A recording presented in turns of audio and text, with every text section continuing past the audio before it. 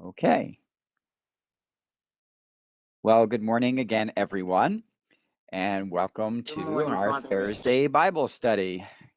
Got off to a little rough start with some tech issues, but we're all on board and ready to go. Uh, we're going to just jump right in and continue with our study of the Gospel of Mark. So, when we last were together last Thursday, we ended with this passage from chapter 8, verses 27 to 30, which is Peter's confession that Jesus was the Messiah. And we said that this is a major turning point in the gospel. It occurs right in the middle of it. So for the most part, we've finished half the gospel and we still have another half to go. But this occurs right in the middle, and Mark places in the middle of his gospel the question, "Who do you say that I am?" So this is the central question, really, of the gospel: is who do you say that Jesus is? We heard that others were saying that he was John the Baptist and Elijah and one of the prophets. And we talked about the significance of those characters and how Jesus was much more than any of that. And how then Peter responds, "You are the Messiah." And we know that that is the right answer, that Jesus is the Messiah. But we also know that Jesus is not quite the Messiah that probably Peter thinks he is.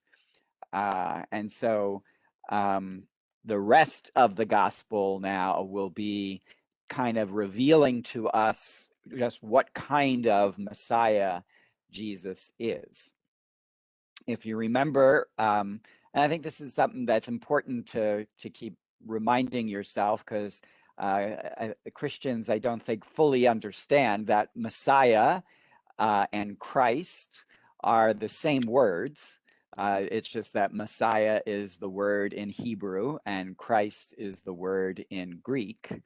And it is a title of what we would translate as the Anointed One. Okay, so Christ, the Messiah, and the Anointed One all mean the same thing. Christ is Greek, Messiah is Hebrew, and the Anointed One is English. And so when we say that Jesus is the Anointed One, what does that mean? We know from Jewish history and the Old Testament that when God selected a priest, a prophet, or a king, that person was often anointed. And so that person became an anointed one. And so there's a level that priests, prophets, and kings could have been considered messiahs or Christs.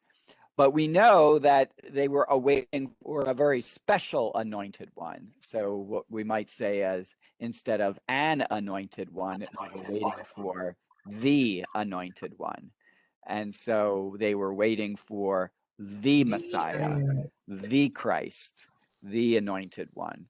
And that's who Jesus is. We know that Jesus is the anointed one of God. He is the Christ, and he is the Messiah. In fact, I say often when we say Jesus Christ, we kind of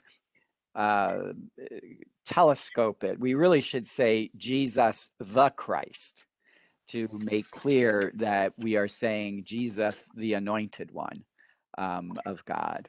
And so, I think, as we joked last week, a lot of Christians think that Christ was Jesus's last name.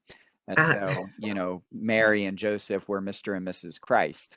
But obviously, that's not what it means to call Jesus the Christ. So there are some folks who will not say Jesus Christ. They've now changed and they'll say only Jesus the Christ. So that's just something to think about. So now as we begin, we're going to start to find out how Jesus is the Messiah, or how he is the Christ, or how he is the anointed one. Okay. So any questions before we get started?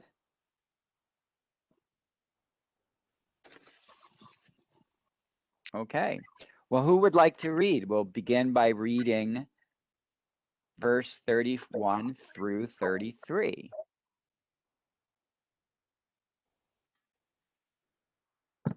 I'll read, Father. Okay, who was that? Karen. Karen? Okay, Karen. The first prediction of the Passion. He began to teach them that the Son of Man must suffer greatly and be rejected by the elders, the chief priests, and the scribes, and be killed, and rise after 3 days. He spoke this openly. Then Peter took him aside and began to rebuke him. At this, he turned around and, looking at his disciples, rebuked Peter and said, "Get behind me, Satan. You are thinking not as God does, but as human beings do." Okay. We're getting a little feedback there, Dee. I don't know if there's some extra lines open.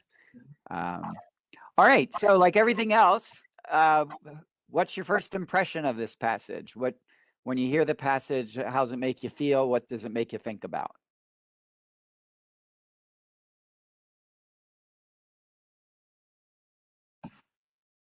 I think it kind of exemplifies Peter's misunderstanding of the statement that he had just made. Because as he made that statement, I mean, like right after it, he's saying the wrong thing. Yeah. Okay. And then Jesus has to kind of straighten him out. Okay. So right away, you're learning that just because you say Jesus is the Messiah doesn't mean you fully understand what that means. Mm-hmm. Yeah. Any other thoughts about the passage? Well, I think, I kind of agree with Gwen, but I just want to add that, he thinks he said he's the Messiah, but he also knows that he's the leader of their group. And so, and he feels obligated to protect them. So, I mean, what he's saying to him is like, what he's talking, I mean, it's all nonsense to him. So, to him, he's just saying, we're not going to let that happen. I mean, homies. You're not going to let nothing happen to your homie, especially if you're the one that everybody's following. You're the leader of the pack. Mm-hmm. Okay, so well, and also, what Jesus is the leader of the pack, or Peter is the leader of the pack? Well, Jesus is the right leader now, of it's the pack. Jesus. At this moment, Jesus is leading the group. To me. Yeah, but what's it say to you about Peter's leadership? I mean, I think you can pull something out of this about Peter's leadership too. Well, Peter, he stepped up. Nobody else stepped up and said anything. Yeah, and what I like about it is Peter takes Jesus aside And rebukes him. Yeah, I mean, like, he doesn't want to do it publicly. He doesn't want to embarrass and humiliate the boss publicly, Right. but he's got something to say. So already you see there's this sort of special relationship, this special role for Peter, Right. that even Peter is taking on a leadership role. Right. Like an advisor. Yeah. The spokesperson. Okay. Any other thoughts about the passage? Well, then then we're going to go back in like we do and pull it apart. Oh, the original. Well, I was looking at the first sentence, and I just said it over and over again, that he must suffer. Must suffer. Okay. He must suffer. He must die. Yeah. He must be rejected. So I got stuck on the word must. Okay. Well, it's interesting you pull that out. That's a very important word in Greek, which we translate as must, but it's necessary, that it's critical to, it's essential is how the Greek word, you know, kind of the meaning of the Greek word is you know, whatever follows that has to occur. So it's a very deep sense of must. You know, Peter is to me seems to be a passionate person.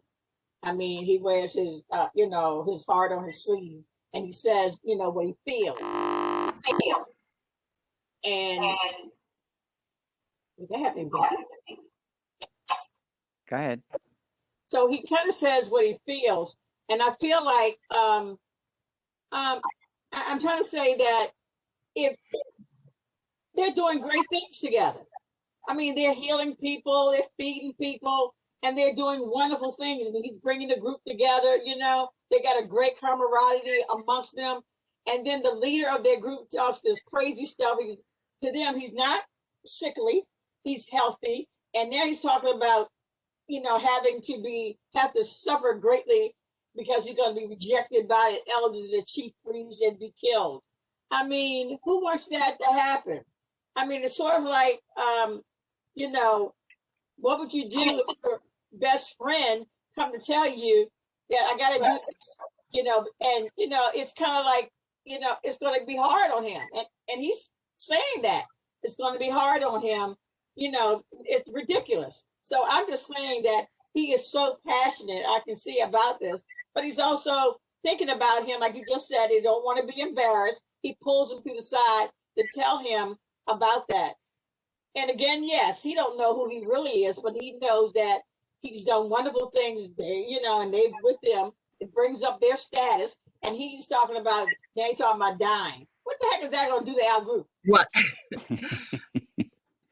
But Okay. Peter, but I was thinking that Peter said that he was Messiah, and the reason why maybe Peter pulled him aside and began to rebuke him for that reason, that he thought he was the Messiah. But it seems that Jesus is really expressing here his human nature. How so? That he has to die like, you know, another human being. Okay. Yeah, and that doesn't really, I mean, was the Messiah, what do you think Peter meant when he said you are the Messiah? That you were this king and nothing could happen to us. Yeah, that you were going to be this great leader and visionary and everybody would bow down to you, and here you're talking about suffering and being rejected and being killed. Is that your idea of a Messiah? You know, that's not, you know, again, what they were expecting a Messiah to be. So yeah, so there's a lot of confusion here, and it's in this one little passage, and you see this passion of Peter, and you also see a little passion of Jesus as well. So let's kind of go back and look at it a little bit closer here. Yeah, okay, so I was going there, and after Peter pulled him aside, I would feel hurt. I'm putting him beside, and then he says, "Get behind me, Satan." You're not thinking as God does, what as human beings do. How in the heck I'm supposed to know how God thinks? You know, sometimes I'm trying to put myself in where he is, you know, and I would be taken aback, saying, "What the heck? You know, what is he talking about?" You know, I'm not thinking as God does. You know, no, I'm not. I am thinking as a human being, but for him to say, "Get behind me, Satan," I thought I was, doing him a kindness, you know? Yeah, all right. So let's look at some of these things a little bit more carefully. So when Jesus begins to teach them, he says that the Son of Man must suffer greatly. What is the Son of Man?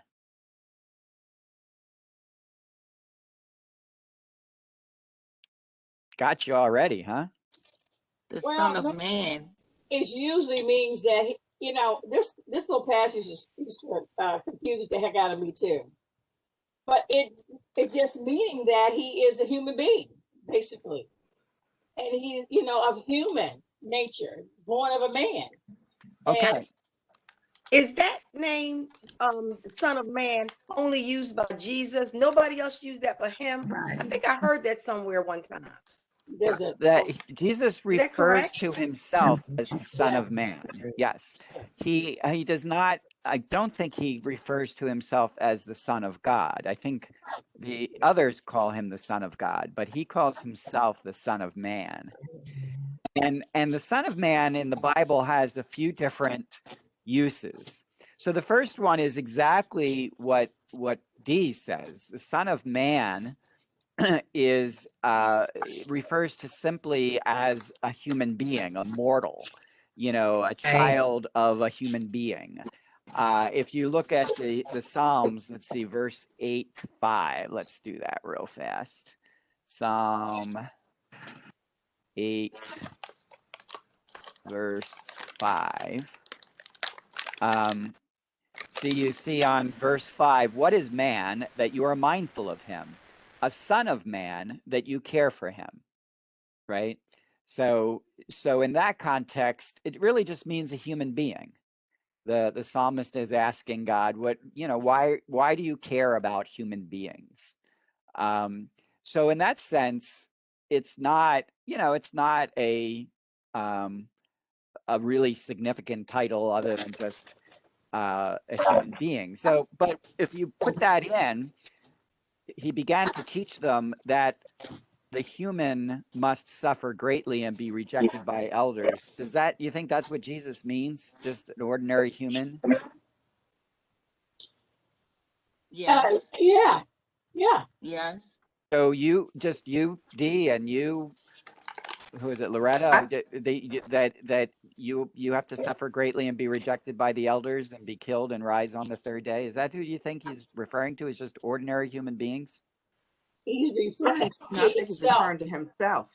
Yeah, well, Well, I think the first three Himself in the elements, so I human don't know about form. rising on the third. Right. I Yeah, think that has a dual meaning. Apply. he certainly doesn't. He's not talking about the Son of Man as not being human, but I think he's talking about him being more than that. Mhm. So the next place that we see the Son of Man being used is in the prophet Ezekiel. God calls Ezekiel the Son of Man. So instead of say, "Hey Ezekiel, I want you to do this," he says, "Son of Man, I want you to do this." Right, because when he says that, it just totally means that he was born of a man, and Jesus is saying this too, that they may call him a god, but he came here the same way everybody else came here. He came to the earth the same way as everybody else, and so I guess he's trying to say that not only him, and he can say the way he said the Son of Man. Gwen said it had a dual meaning, and I kind of agree. In that particular instance, he could be talking about himself, but he also could be talking about us. As he goes through this, we shall go through this. Okay. Well, so Son of Man can mean just a regular human being. It could mean like a prophet, like Ezekiel is a prophet, or it really can be a more symbolic term, as in that it's used in the book of Daniel. Let me get that. Daniel. Well, Father Rich, he, I have to disagree with Dee on that. He wasn't born the way the rest of us were born because Mary never had relations. Well, he wasn't conceived, I guess, right? But Right. I mean, most of us are conceived. he was born of a woman and came. That was conceived. So I wasn't talking about being conceived. I was talking about as he was born. And he was born the way everybody else was born. And that was God's purpose. That he was born the way, every living man is born. Okay, well let's conceive different. let's look at this passage and see if you have a different different idea. So this is coming from the book of Daniel, and Daniel is having visions sort of kind of the it's sort of the it's the transition of the world where evil is being defeated and God is ready to bring about a new creation. And Daniel says that as the visions during the night continued, I saw coming with the clouds of heaven one like a son of man. When he reached the Ancient of Days and was presented before him, he received dominion, splendor, and kingship. All nations, peoples, and tongues will serve him. His dominion is an everlasting dominion that shall not pass away. His kingship, one that shall not be destroyed. Father, can you give us the chapter and verse, please? That's Daniel chapter 7, verse 3. Are you seeing it on the screen? It's verse 13. Yeah, I'm using my phone. Yeah, it doesn't give us that it says Daniel, it just give us the Yeah, well, it's actually up here. I don't know how much of the screen you see. Yeah. But Daniel 7, verse 13 and 14. Yeah, Daniel 7, 13 and 14. So to me, it reads like this. You know, as the visions during the night continues, I saw coming with the clouds of heaven one who looks like a man. When he reached the end days and was presented before him, he received dominion, splendor, and kingship. When he was presented before God, put that way, he received dominion, splendor, and kingship. All nations, peoples, and tongues will serve him. His dominion is everlasting dominion that shall not pass away, and his kingdom one that shall not be destroyed. That's how I see it. okay, good, right. An Ancient of Days is a reference to God. Okay. So one like a son of man. So I would say not just that he looks like a son of man, but he will have human aspects to him. Okay. So the idea in the vision is that God is bringing about this great transition in the world, and he's going to do it through one like a son of man, someone who has human features, but is going to be kind of a catalyst for more than that. And he will stand before God, and God will give him dominion, splendor, and kingship over all the nations. Okay. So it's the idea, it's this image that God's going to bring about a transformation of the world, and he's going to do it through one like a human person. Right. You know, like this human person is going to be the sort of the instrument or the catalyst through which God is going to change the world. Okay. And it's really this reference to the Son of Man that most scholars would say that Jesus is referring to. Okay. That Jesus understands him, is now at this point understanding himself as more than just an ordinary human being, as more than just a prophet, but as sort of the agent through which God is going to bring about the great transformation of all creation. Okay. But how is God going to do that? By allowing this Son of Man to suffer, to be rejected, to be killed, and then to rise. Which don't make sense to his posse. It just don't make sense. And that's what they're saying. I mean, Jesus knows what he has to do. But he's speaking to a group of people who haven't gotten it yet and don't understand what he has to do, so it doesn't make sense to them. I have to totally agree with Dee on that, because if I were to put myself in that position, you know, it wouldn't make any sense to me. And it makes you understand why they really didn't realize what he was saying until after he was gone. Yeah, they had to try to put this all together because don't forget, remember, Peter just said, "You're the Messiah," right? So in their mind, they knew what they were looking for in a Messiah. Mm-hmm. Jesus doesn't say, "You're right, I am the Messiah," right? He says, "The Son of Man." Mm-hmm. Now, the Son of Man is a different idea, right? That comes from this vision of Daniel. And Jesus is starting to merge these things.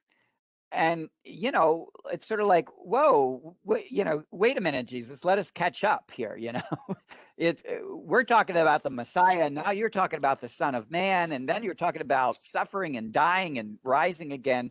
It's a lot to take in. And you know what it is. And, I'm sitting here thinking that, you just said that Jesus is coming aware of himself. And in order to do that, he does, as you see him going to set this, when does he do that? When did he come to that realization that this is what he's meant to do? And as scripture don't tell us that, but as you see sometimes where he goes and meditates and prays and talks to God, so that he's starting within that conversation to starting to weave those pieces together, and he's giving them little snippets. They get little snippets of it. It's sort of like us, like we're doing now, that God is giving, he doesn't tell us the whole picture either. He give us little snippets, and then we sitting here going, yeah, I don't know about y'all, but I'm sitting there. Now, why can I have the whole picture? And you get the whole picture normally at the end of whatever you come through. Then you start putting it together. And the same thing is going to happen to them. But right now, they're getting this little snippet. They start to get the first of this little snippet, and they are just going to say, excuse my language, what the hell? Yeah, but I think that they putting myself I can't put myself in their shoes, but they've given up everything to follow Jesus. And so they've given up everything, and now he's telling them that he's going to die and all these things are going to happen. Right. I would be overwhelmed myself if I was them. So right. Exactly. I agree. That's what they are. They are getting these little snippets, and it doesn't make sense. So let me ask you a question. Are you starting to have some sympathy for the apostles and their confusion? yeah, I can understand Absolutely. that them being overwhelmed. I would be overwhelmed by it all too. Mm-hmm. Yeah, remember, was it last week or 2 weeks ago? We were like all over them, like, what kind of idiots are they? That Jesus did this and then he did that, and they still don't get it and everything. That was the feed of the fire. Now he's gonna die. Right. And now this is happening, and you all seem to have a little bit more sympathy for them.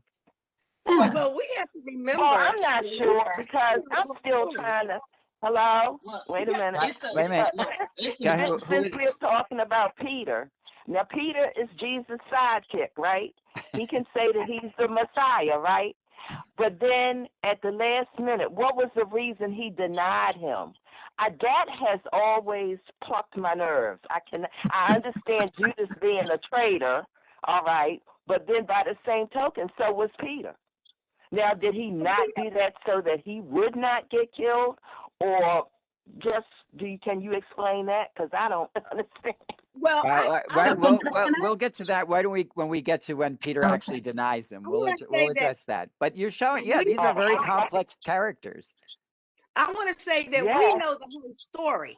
We know that he rose from the dead. Right.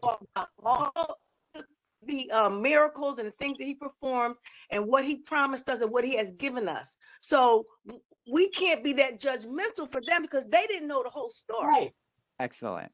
I think that's really, really important. Yes, that's right. That you realize that even Mark, right, who is writing the gospel, by the time he's writing it, he knows a heck of a lot more, right, about what's going on than they did at the time.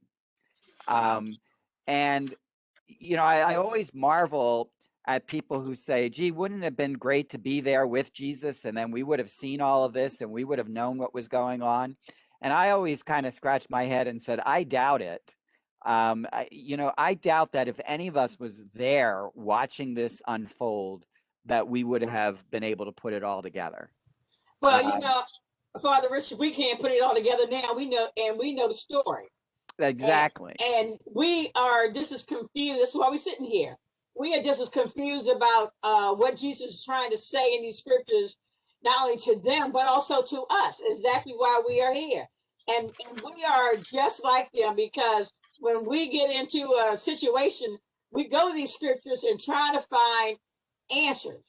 Why is this happening? And it shouldn't happen. So we are just as confused as they are. And we know the story.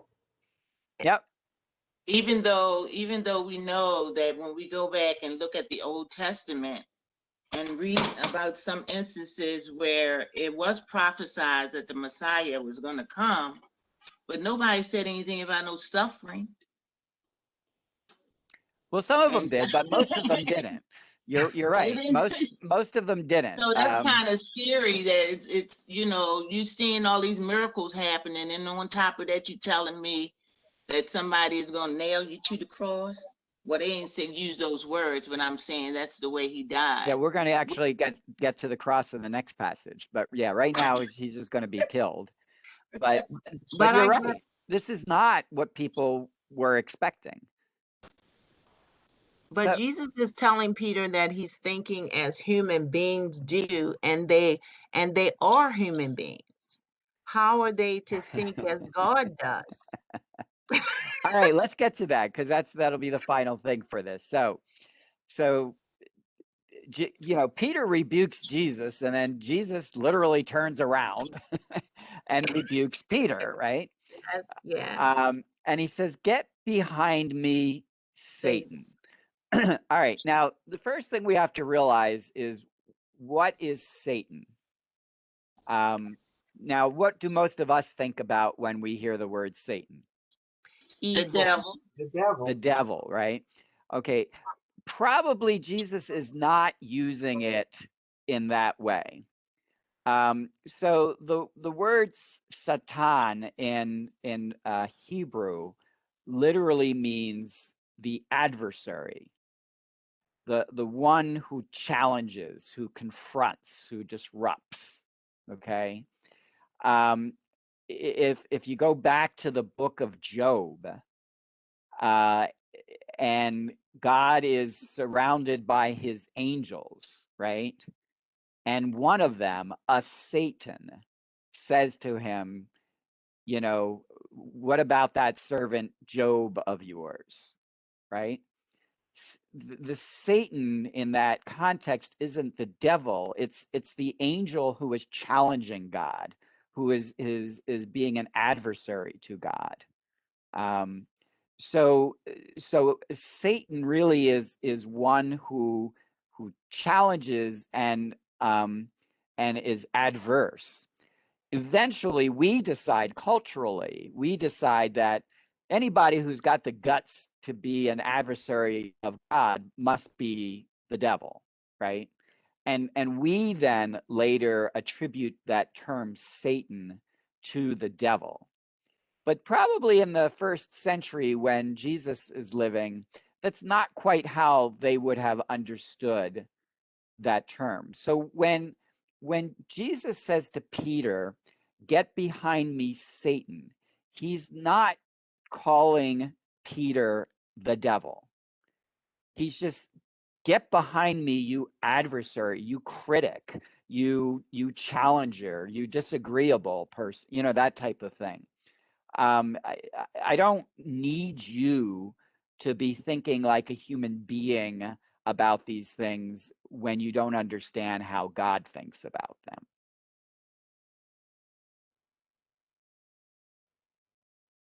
Does that make any sense to you? For me, that lessens the sting of that rebuke. Yes. It's still strong, but to call him Satan as our definition of Satan would be like the ultimate disgrace. but Yeah. but it's like but that lessens that sting. Yeah, I mean that's sort of one of the reasons I wanted to say that. It's not clear, you know, the whole idea of the devil, the way we understand him today, is probably not exactly the understanding back then. So we have to be careful that we don't put our views back on them. Yeah. And so if you look at it that way, he's calling, I mean, he's not complimenting Peter by any stretch of the imagination. You know, he is being critical of Jesus, of Peter, but he's basically saying, you know, you're disagreeing with me and you don't know what you're talking about. Okay. Okay.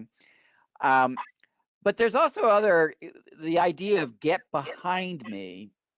If you read the original Greek, it gives you the impression that it's not just like get out of my way. It's also get behind me and follow me. You know, and basically he's saying to Peter, you have to follow me. Don't try to get out in front of me because you don't know what you're talking about. All right. You're thinking like a human being.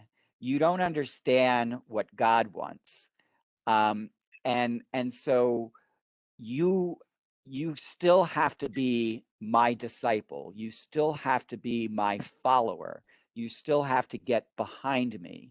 And even though one day you're going to be the leader of the group, you can't ever get out in front of me. You must always be behind me.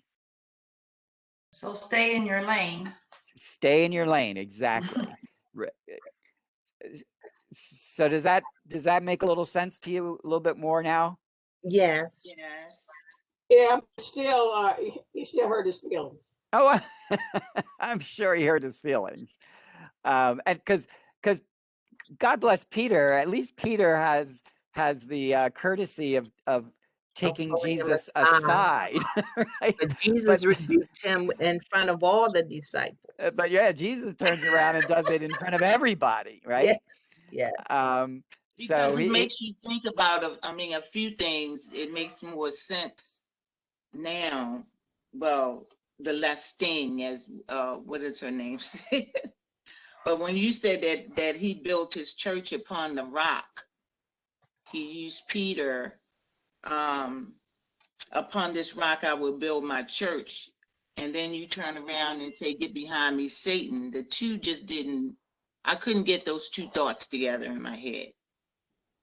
Yeah, and that piece that comes from the Gospel of Matthew, you are the rock. And in fact, there's even a more clever symbolism going on there, because the way Jesus says it, he actually he says to Peter, "You are now a stumbling block." Yes. And so it's a very clever imagery that Matthew plays on, that's saying, first, Peter, you are the rock on which the church will be built. But when you deny who the Messiah really is, you become a stumbling block for the faith. Okay, so it's this dual image of a rock that can be a foundation of a church if it gets it right. But if it gets it wrong, it becomes a stumbling block. Well, I agree with that part, but I'll say this about Jesus. I think he picked Peter because Peter he's strong, he's faithful. The church has to be strong, and the church has to be faithful. But also, God knows that the church is flawed, and there's some flawedness in there, and so is Peter. Peter is not all the way perfect. The church isn't all the way perfect. There's some, and we know our church isn't perfect because it still has flaws that we have to work on. And he is the perfect person to be the rock, because you do have to be strong, but you also got to be faithful. And we know that we're not perfect. We should be able to be changed and learn. And I think that's why he put Peter in charge. Yeah, that makes good sense. Okay. I have one comment. I just want to. Well, too many people talking at once. Like one at a time. Was that Jean? Yes. All right, Jean first, then Diane. Oh, okay, thank you. I just wanted to go back to, when he's rebuking Peter, and it says that, he looked at all of his disciples when he did that. Looking at his disciples, he rebuked Peter. So he wanted all of them to hear how he was rebuking him. And I also feel that Jesus was under a lot of stress himself, and if we look at him as being partially human, he could have been stressed out. Absolutely. Because he knows what he's getting ready to have to go through. They don't understand, and then Peter comes up rebuking him, and maybe he just was more on the human side. He just lashed out at him. Maybe he wouldn't have done it in another circumstance. That makes sense to me. Yep. Yeah. Yep. Yeah. Diane? Diane, unmute yourself.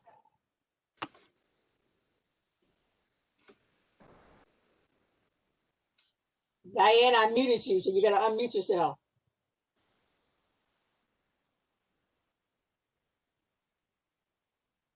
*6. So what I was trying to say was, before I lost my train of thought, didn't Jesus tell the devil when the devil was trying to tempt Jesus at some points of, with the 3 different times that he approached Jesus? Didn't Jesus tell him then to get behind thee, Satan? No, not in this gospel. Let's go back and look at it again. The Satan here would have been. It's very short. At once the Spirit drove him out into the desert, and he remained in the desert for 40 days, tempted by Satan. He was among wild beasts, and the angels ministered to him. That's all St. Mark tells us about that. So when I heard him say that while he was talking or rebuking Peter, I must be wrong, right? Because thinking about that instance, then I'm saying that maybe he was not saying to Peter, Satan, get behind. He was saying to the devil or Satan himself, get behind him, get away from Peter, so that Peter would not have been saying those things. You see what I'm saying? Yeah. No, there definitely could be a sense of that. As I said, one of the things, though, first of all, when he says you are thinking not as God, but as human beings, it would seem that the you is Peter, and not, and Satan wasn't putting that in Peter's head. Satan wasn't trying to turn his head around. Yeah, you could definitely see it that way. It's just a question of again, I think that's us with our interpretation of who Satan is today, reinterpreting what they would have thought back then. So to call Peter Satan wasn't necessarily to call him the devil incarnate, so to speak. It was basically to say, you troublemaker, you adversary, you critic, you disagreeable one. So it certainly is a sense that there's an evil piece to it, because it's not good to question Jesus, who thinks like God does, but it's not quite as we would think of Satan today, as the embodiment of all that is evil. I don't think he's bringing Peter that low to say that you are now the embodiment of evil because Satan has taken over you or prompted you to do that. But it's hard for us to know get into Jesus's mind and say exactly what he thought. But pretty much the idea of Satan as we know Satan doesn't really develop until like the Middle Ages. I'm trying to understand that we're seeing that the same, well, I guess it would be the same Satan, the way we think of Satan, the way we should be thinking of Satan, showed up during Jesus's beginning his ministry when he was in the wilderness, is the same critic that showed up this time when he was talking to the disciples. Right, that's what I was saying. Again, if you look, he's tempted by Satan. Again, that means sort of there was one among him who was challenging him and questioning him. It wouldn't necessarily be the one who is, again, the way when we think of the devil, we think of the devil as the embodiment of all that is evil. That's not necessarily how they would have understood Satan at the time. Again, remember in the book of Job, Satan was an angel among the angels of God. Right. Right. And he was the most beautiful angel among them. I don't understand how they got that crazy picture with the two horns when they talk about him. Well, there's the folklore, of course, then that he's a fallen angel and he gets cast out of heaven. That's actually not scriptural. You should know that. That does not come from the Bible. So the Bible doesn't say anything about Satan becoming the devil. Right. So again, what we know from the book of Job is there is an angel among the angel of God who challenges God. Right. And he's called the Satan.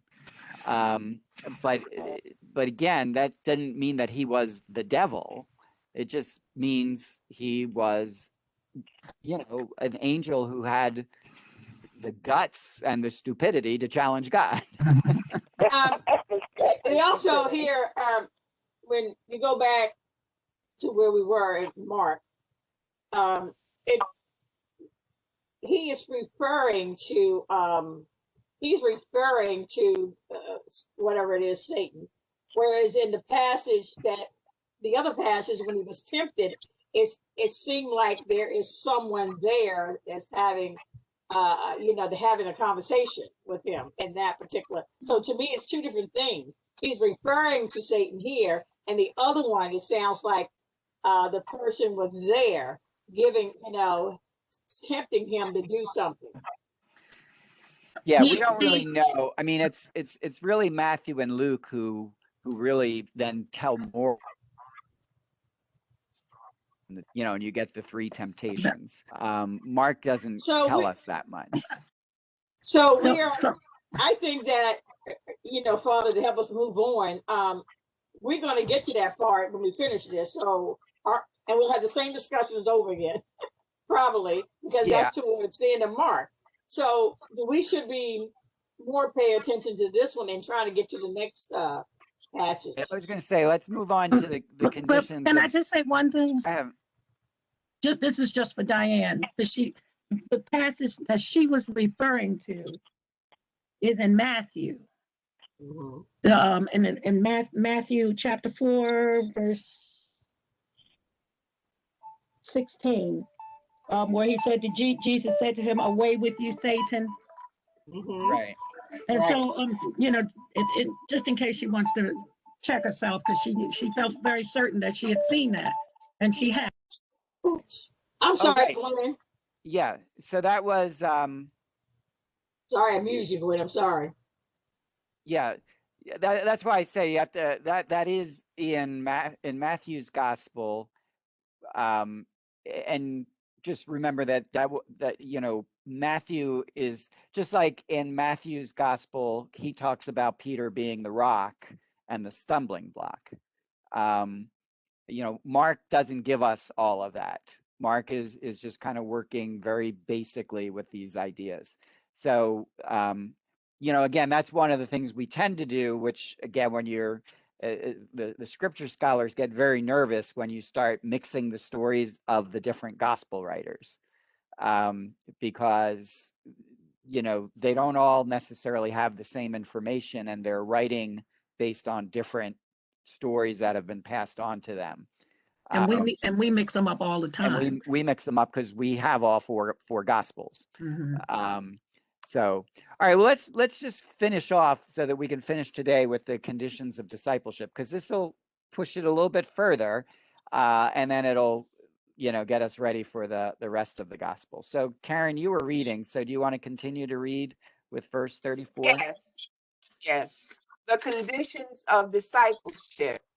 He summoned the crowd with his disciples and said to them, "Whoever wishes to come after me must deny himself, take up his cross and follow me.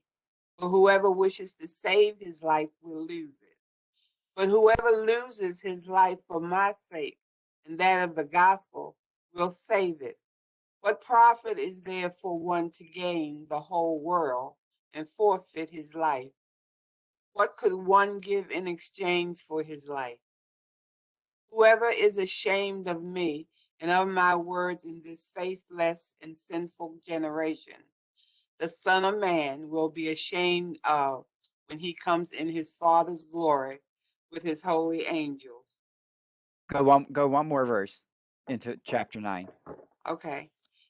He also said to them, "Amen, I say to you, there are some standing here who will not taste death until they see that the kingdom of God has come in power."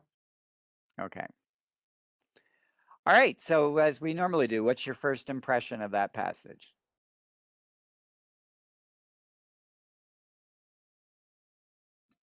What does this mean for me? Okay, so he's kind of making it personal, right? Yes, It's a good Lenten passage. It's a good passage for Lent. Actually, we read Luke's version of this at daily mass this morning. Mm-hmm. Okay.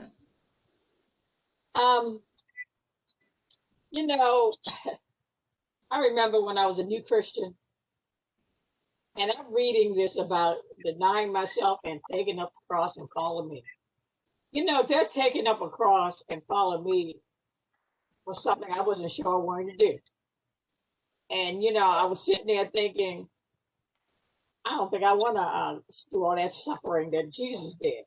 I can remember standing in church, listening to this, and saying to myself and feeling it, in my soul. I'm feeling this. I don't know. I want to do this. But, and then I found out you don't even have a choice. I mean, really, if you're going to follow Jesus, you really don't have a choice, because a cross is coming. Whether you know it or not, that cross shows up. And, and it's what you do with it that it happens. What you do with that cross when it presents itself. So do you make the choice to allow Jesus to come in and help you with that, help you carry the cross as he was helped carrying the cross? Or do you just say, I don't want no part of this? Okay. Any other thoughts? So as he's telling them that they're going to suffer if they follow him, right? And then they do get the opportunity that, okay, I can always leave, right? And to be a Christian, to follow Jesus, means that you've accepted that you are going to suffer. And I agree with Dee that it is, when the cross presents itself, which is going to present itself almost all the time, it is how you decide to make use of that cross. Yeah, how you decide what you're going to do with it. Right. And it is awfully to hear that, and I'm standing there, and I'm younger when I hear this, and yes, because who wants to suffer? And then you don't understand the degree of the suffering, because if you think that your suffering is going to be as strong as being nailed to a cross, whether it's figuratively or literally, if your suffering is going to be that deep, it is very frightening. And it is, but that is the choice. And, and when we're teaching about Christianity, we have to make it clear that people understand that that is a choice that they're going to be making. And then, and that with that, the reaching out to help others who are suffering is so important. And I think that, those conditions of discipleship are really important for to be made, because it is so important that the commandment to love thy neighbor is part of that, that you're going to suffer, and you're going to suffer not just for yourself, but you're going to suffer for others also. Right. Okay. So then if you're gonna follow me, expect to die, expect to be rejected, expect to suffer. I mean, I'm reading this, and if I was a disciple, I think I would have been in shock.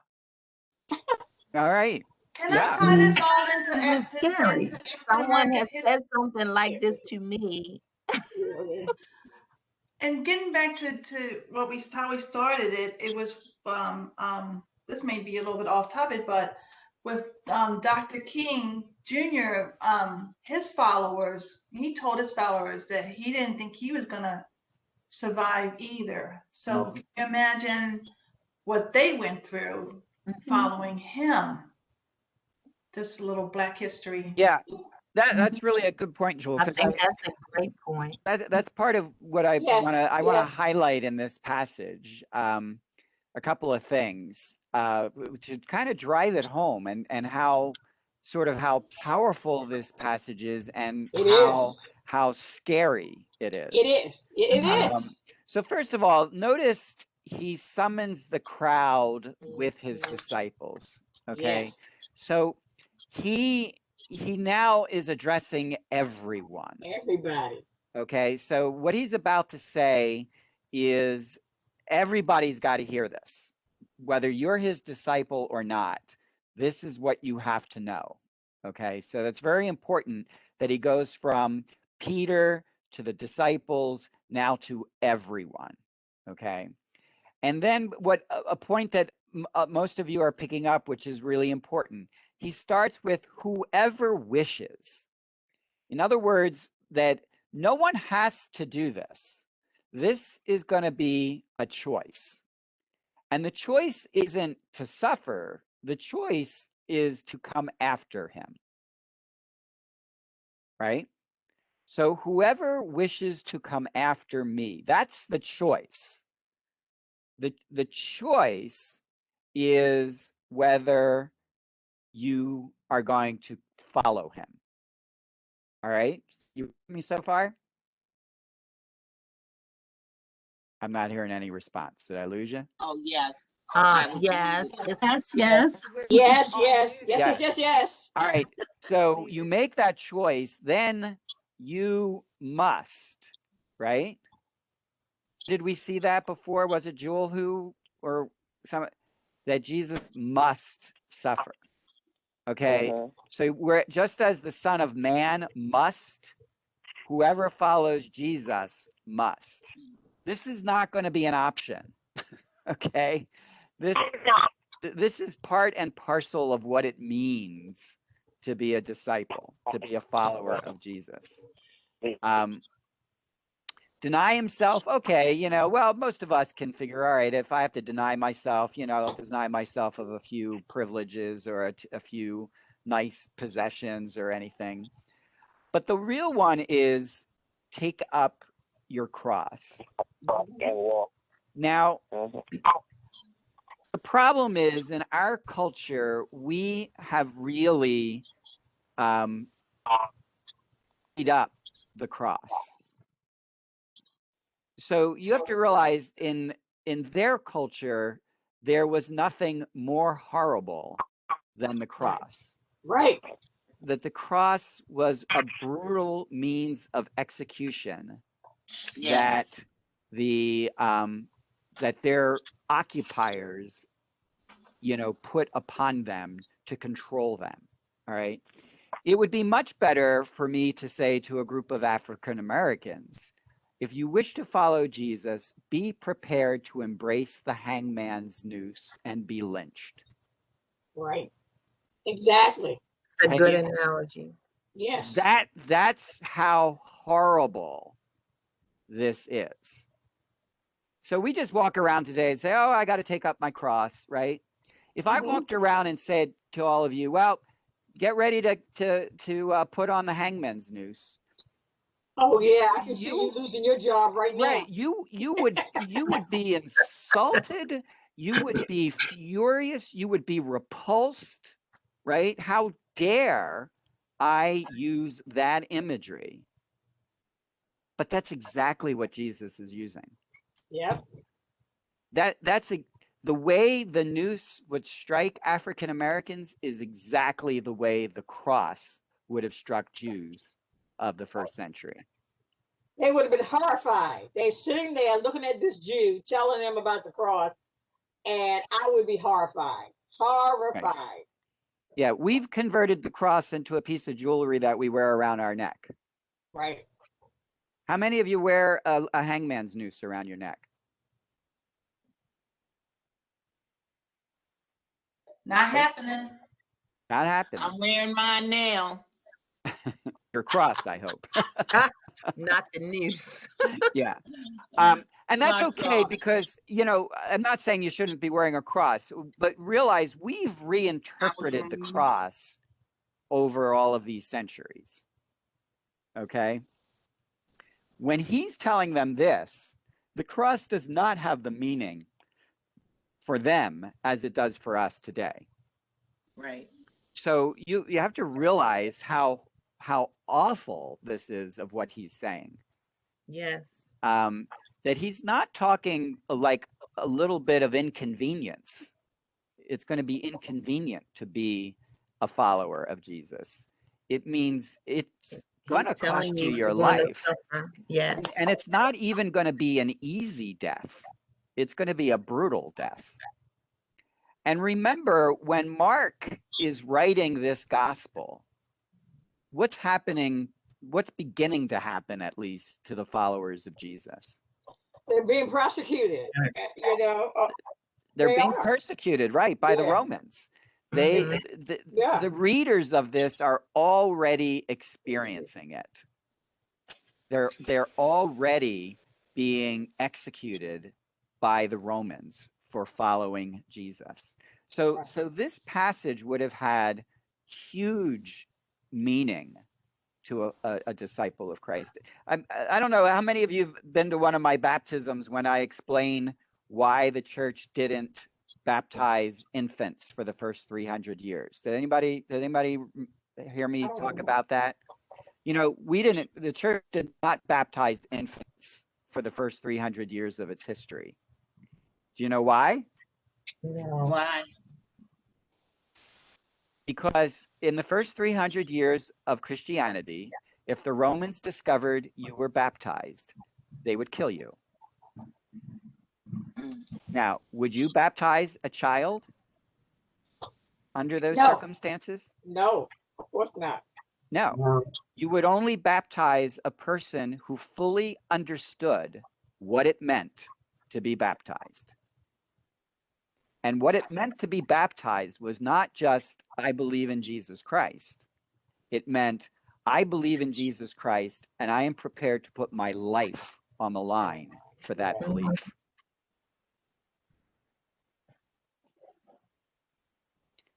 You would sign up to be baptized if you knew if anybody found out about it, you would get killed. Right. That's frightening. Yeah. So we've lost a lot of the impact of this because we don't live in a world. You know, we can suffer and we can be persecuted and we can be ridiculed for believing in Jesus, but certainly in the Western world, in the world that we live in, believing in Jesus isn't literally putting our life at stake. None of us is likely to be killed because we believe in Jesus. Now, if we lived in certain parts of Africa and the Middle East, that may not be the case. You might be killed because you believe in Jesus Christ. And parts of China, yep. But you know, so there are still parts of the world where people are being killed for being followers of Jesus. But you have to realize a passage like this is being spoken to and being read by people who understand what it means to put your life on the line for Jesus. And I'm saying this passage still affects me because, you know, I'm telling you, I was sitting there and I want to follow Jesus, and things was going on in my life. So sometimes when you come to church, you want to come and you want to hear about a Jesus that's going to fix it. You know the song "Fix Me, Jesus." You want it to be fixed, and you want to. You know, everybody tells you to come, and my mother-in-law used to say, "Well, you tried everything else, now try God." I'm gonna tell you. So I'm standing here listening to this one passage, and I don't know if I want to do this yet. You know what I'm saying? I don't know if I want to do this. And I'm going to tell you this. I am a convert to the Catholic Church. My husband's family was all the cradle Catholics, my husband. And so I promised to bring my children up Catholic. So I got my children baptized in the church, and I wasn't baptized yet. I didn't do that. And I didn't do that until I was almost 40. Because I'm sitting here, I need to understand this passage. I needed to understand it. I needed to have that relationship with God in order for me to say this. And when he says this other one in 35, for whoever wishes to save his life will lose it. But whoever loses life for my sake and that of the gospel will save it. That is the most freeing passage that you can read here. Because once you decide that you're going to do this, you feel that saving spirit is that you are free in your soul and you feel like, now I can do this. But this takes a while for some of us. Yes, it does. Not all of us. Amen. For some of us. And that is my story, you know, taking this one at a time, step at a time to figure out, okay, I'm coming to church every day. I'm coming to church every Sunday. I'm running around doing a million things with church, but I still got to figure out this discipleship stuff. But that happens to all of us, right? You know, at different times, and that's why we keep studying. Right. You know, when I have people in RCIA who are renewing, those are the reasons, because it's become a little bit stagnant, and those answers have, you know, you haven't gotten your full answers, and so your questions start to resurface, and you say, okay, if I thought that you were going to give me my direct answer to my questions, why am I still asking these questions? And so you continue. That's what we all do. We continue to study. So these people are quiet. He called everybody together, and I believe these people are listening, and they're having their thoughts. I can believe some of these people walked away, you know, saying, oh, he must be crazy. But then there's those people who sat there and kind of, you know, try to figure out try to make some sense of it. Yes, what does this mean for me? And for all of us here on this, at this Bible study, I do believe that we all have this, had this, or is having this time. Yeah. Because if you wouldn't be here if you hadn't decided to do whatever this passage is, but still struggling with this passage. So, yeah, sometimes I'm going to get mad at Peter, but other times I'm going to understand that if I'm here and know the story and still struggling with it, I mean, come on, we got to give them sometimes we got to give them a break, because all of this for them is totally new. And the reason that Peter is one of the characters in the New Testament that I relate to the most is because he's so human, and he kind of represents every man, so to speak, because his emotions are the emotions of us all. Okay, well, let's just then put it all together, what we did today, because actually, if you look at it, we only did, what, 10 verses? It's all right. 8 verses, 9 verses, something like that. It's just so powerful, though. But it Because is. I'm thinking, Go ahead. could I be a martyr? We don't know. But that's Yeah. the question in my head. I mean, I think about that. Could I be a martyr? Mm-hmm. But look at what's happened in what we did, and that's why then we'll go on to, for next week will be a little bit lighter reading. But we started off with with Peter being so proud to say, "You are the Messiah," right? Yeah. Thinking, all right, I know who you are. You're not John the Baptist. You're not Elijah. You're not just one of the prophets. You are the Messiah. You the man. You we got it. You the man, right? Right. And then, bam! In 9 verses, Jesus tears it all down. And he says, you basically don't even, you're right, I am the Messiah, but you don't know what you're talking about. You don't realize the suffering and the death that this is going to require, not just of me as the Son of Man, but of you as my follower. I mean, you could not run into a bigger brick wall than what Jesus has just set up for them. Okay, but he gives them a little bit of hope, all right? And that's where we're going to keep doing it. Remember, the Son of Man will rise in 3 days, right? And whoever loses his life for my sake and that of the gospel will save it. We'll save it. Okay, but it's going to be a rough road getting to it. All right, so this is like the reality check for Mark's gospel. He brings you up, and now we finally get it. Jesus is the Messiah, but he says, before we're ready to go home now, remember, it's nothing like you're thinking. Right. Okay. It's gonna be tough. It's gonna be hard, and there's gonna be lots of suffering and even death. But in the end, you will save your life. Amen. Amen.